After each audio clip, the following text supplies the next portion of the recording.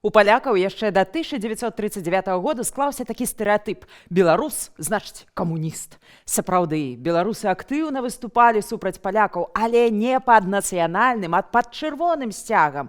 Дык можа, беларусы, як народ, сапраўды левыя на генетычным узроўні? Ці ўсё ж тут папрацавала чыясьці ўмелая рука? З вами Кацярына Ваданосава ў серыі перадач «Трызуб і пагоня». Давайте сёння пагаворым пра забыты і малавядомы мангольскі праект. Спробу паўстання ў заходняй Беларусі 1920-х супраць Польшчы. Хто за гэтым стаяў і чым гэта абярнулася для найбольш актыўных і цалкам шчырых беларусаў. Калі будзе цікава, не забывайцеся пра падабайку і падпіску на наш канал. А таксама пішыце ў каментарах, што вы пра гэта ўсё думаеце. Дзякуй!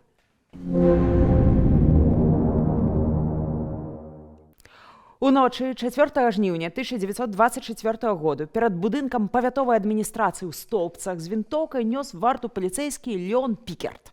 А гэта, калі што, ля самай тагачаснай савецка-польскай мяжы, па польскі бок. І ён пачуў крык «Стаяць, не двигацца!» і своечасова схаваўся, бо меў добрую рэакцыю. І тут пачалося. Стрэлы з вінтовак, кулямётныя чэргі, выбухі.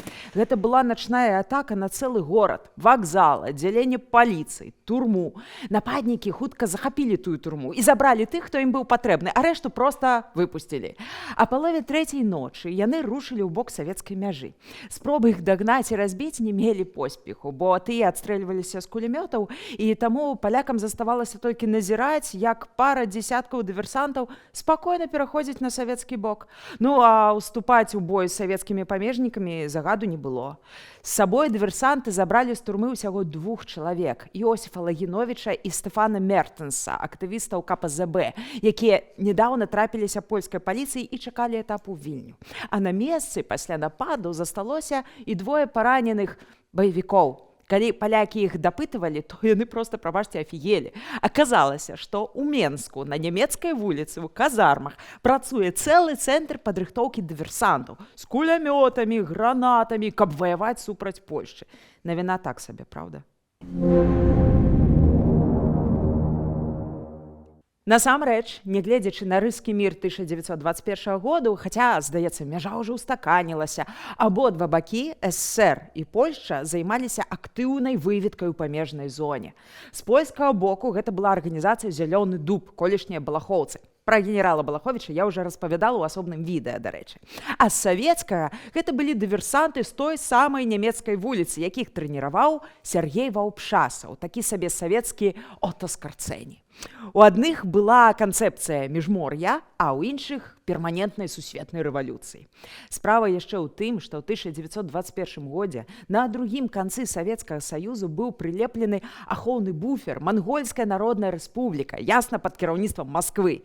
І беларуская тусоўка нацыянал-камуністаў у Менску на момант паверыла, што можна зрабіць тое самае ў заходняй Беларусі, кшталту незалежную краіну пад крылом савецкай Расіі. Пры ЦК Кампартыі Беларусі было створанае замежнае бюро, а таксама бюро дапамогі заходняй Беларусі. З канца 1923-го дзейнічала КПЗБ, Кампартыя заходняй Беларусі. Гэта была, дарэчы, франшыза, бо таксама дзейнічала і КПЗУ ва ўкраіне, асабліва актыўная на Валыні. Адным з лідараў КПЗБ быў Міхал Ханевіч, ён жа Гурын, ён жа Маразоўскі. Яго паслалі ў Вільню з адной мэтай – арганізаваць узброенае паўстанне ў заходняй Беларусі. У гэтага чалавека вельмі цікавы лёс, пазней мы да яго вернемся. Дык вось, на пачатку 1925 года быў такі расклад. Гурын Маразоўскі агітуе і стварае падпольную сетку на тэрыторыі Польшчы. Ваўпшасаў у Менску трэніруе новых і новых баевікоў. Да БССР акурат былі далучаныя Віцебшчына і Магілёўшчына. Гэта было першае ўзбуйненне, то бок савецкая Беларусь стае такой вітрынай. Тут усё добра, класна, а ў Польшчы фігова, таму давайце да нас. І ўрэшце Ваўпшасаў выбірае мэту нападу – гарадок Ашмяны.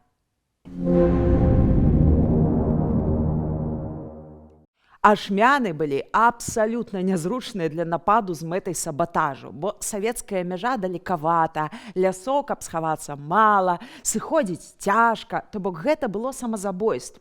З іншага боку, там была вялікая турма, з якой можна было вызваліць палітычных вязняў, раздаць ім зброю. Дык, можа быць, варта было выбраць іншы гарадок? Ракаў і Вянец. Але план быў такі: заняць Ашмяны, перарваць камунікацыю паміж Вільняй і Маладэчна. Адначасова ўся заходняя Беларусь пачынае палаць, узрываюцца масты, дарогі, знікае тэлефонная, тэлеграфная сувязь. Ясна, што баевікі – гэта атрад камікадзе. За пару дзён польская ўлада задушыць супраціў. Але за гэты кароткі час можна абвесціць, умоўна, Ашмянскую народную рэспубліку і паклікаць чырвоную армію на дапамогу. Чаму не? Нават у Жлігоўскага з сярэдняй Літвой такая схема атрымалася. Пра яго, калі вы захочаце, таксама мы зробім сюжэт. Але плану не лёс быў рэалізавацца. За год да гэтага аналагічны сцэнар не прайшоў у Таліне. Там пару сотняў камуністаў спрабавалі захапіць сталіцу Эстоніі, але ім далі трындзюлей звычайныя курсанты. На самым пачатку 25-го года няўдача напаткала атрад савецкіх дыверсантаў, якіх палякі выцеснілі да мяжы савецкай Украіны. А паколькі тыя былі апранутыя ў польскую форму, то іх перакасілі савецкія памежнікі, якія былі не ў курсе аперацыі. Ну і самае галоўнае, такі крок падаўся надта рызыкоўным у Маскве. Сталін тады быў менш за ўсё зацікаўлены ў сусветнай рэвалюцыі, бо ён яшчэ займаўся барацьбой за ўладу. І плюс ён, даруйце, ссаўся, што вось-вось будзе другая хваля заходняй інтэрвенцыі супраць СССР. І тады маладой уладзе камуністаў кабзда. Яго інтарэс быў у тым, каб часова нармалізаваць стасункі з Захадам.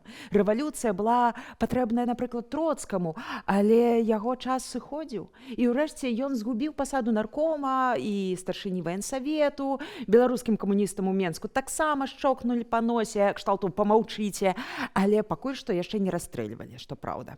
Усе гэтыя бюро дапамогі КПЗБ расфармавалі, а справы перадалі Камінтэрну.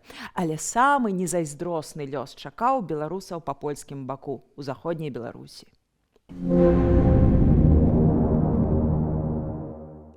Міхаіл Гурын-Маразоўскі, як фанатык, надалей агітаваў за паўстанне. Ён трымаўся плану.